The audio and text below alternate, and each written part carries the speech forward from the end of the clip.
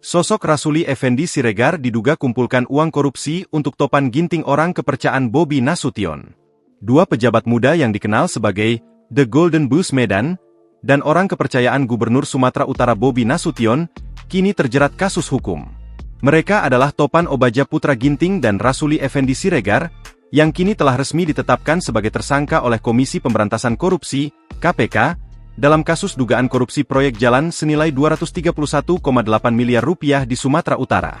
Penetapan status tersangka dilakukan pada Jumat, 27 Juni 2025, setelah gelaran operasi tangkap tangan, OTT, di dua lokasi. Dalam perkara dugaan korupsi proyek pembangunan jalan di Desa Sipiongot, Kecamatan Dolok, Kabupaten Padang Lawas Utara, Paluta, Rasuli Effendi Siregar bertindak sebagai pejabat pembuat komitmen, PPK. Ia ditugaskan Kadis PUPR Sumut Topan Ginting untuk mengatur lelang proyek, dan memenangkan PT Dalihan Natolu Group, dengan milik M. Ahirun Effendi Siregar, atau M. Ahirun Piliang. Dalam proses penunjukan kontraktor yang menyalahi aturan itu, Rasuli Effendi Siregar turut membantu PT Dalihan Natolu Group mempersiapkan segala dokumen untuk keperluan e-Catalog. Selain itu, Rasuli Effendi Siregar ini adalah orang yang patut diduga bertugas mengumpulkan uang korupsi untuk Topan Ginting. Sebab, dalam siaran pers KPK, Rasuli Effendi Siregar disebut telah menerima setoran dari M. Ahirun Effendi Siregar dengan cara transfer rekening. Uang yang ditransfer ini pula patut diduga mengalir pada Topan Ginting, anak emas, Gubernur Sumut Bobi Nasution. Rasuli Effendi Siregar adalah ASN yang bertugas di jajaran Pemprov Sumut. Ia menjabat sebagai Kepala UPTD Gunung Tua Dinas PUPR Sumut. Rasuli Effendi Siregar lahir pada 27 Oktober 1983. Dikutip dari tribunnews.com, Rasuli Effendi Siregar ini memiliki pengalaman di bidang konstruksi.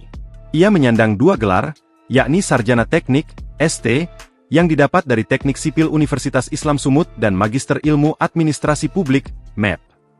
Adapun karirnya di pemerintahan, Rasuli Effendi Siregar menjadi PNS Januari 2009. Sejak saat itu, ia pun telah beberapa kali mendapat tugas penting di pemerintahan.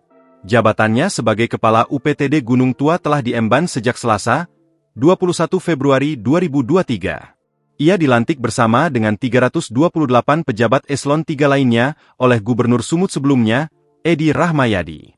Dari laporan harta kekayaannya ke KPK, Rasuli Effendi Siregar tercatat mengalami penambahan pada harta kekayaannya. Setidaknya selama setahun terakhir ini. Di awal menjabat sebagai Kepala UPTD Gunung Tua, harta kekayaan Rasuli Effendi Siregar mencapai Rp654.824.329. Setahun kemudian, harta kekayaannya bertambah menjadi Rp774.076.000, atau ada tambahan sekira Rp119 juta. Dalam LHKPN yang dilaporkan per 3 Januari 2025 itu, Rasuli Effendi Siregar memiliki sejumlah aset yaitu tanah dan kendaraan bermotor. Aset lain yang dimilikinya adalah harta bergerak lainnya serta kas dan setara kas.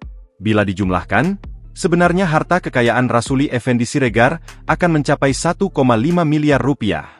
Hanya saja, Rasuli Effendi Siregar punya utang ratusan juta, tepatnya Rp770 juta, sehingga mengurangi nilai asetnya. Download Tribun X sekarang, menghadirkan lokal menjadi Indonesia.